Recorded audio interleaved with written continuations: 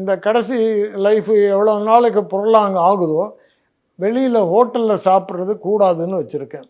வீட்டு home food தான் சாப்பிடணுன்னு வச்சுருக்கேன். அது மாதிரி தான் இருக்கேன்.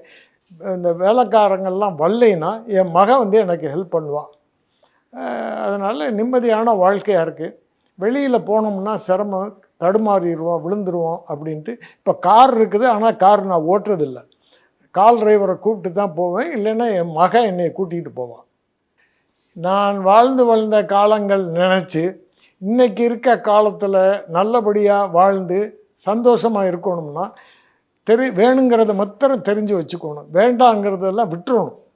நான் இப்போ சினிமாவே பார்க்குறதில்ல. பெரும்பாலும் யூடியூப் சேனலில் ரொம்ப நேரம் பார்ப்பேன். காலையில் பூரா பேப்பர் படிப்பேன்.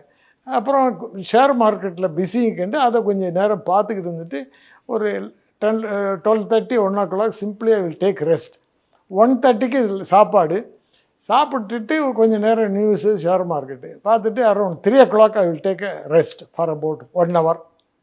அப்புறம் டீ நானே போட்டு டீயை சாப்பிட்டுட்டு முடிஞ்சால் ஈவினிங் பார்க்கில் வாக் போவேன். இல்லைன்னா வீட்டில் உட்காந்துட்டு ஏதாவது பார்த்துட்ருப்பேன்.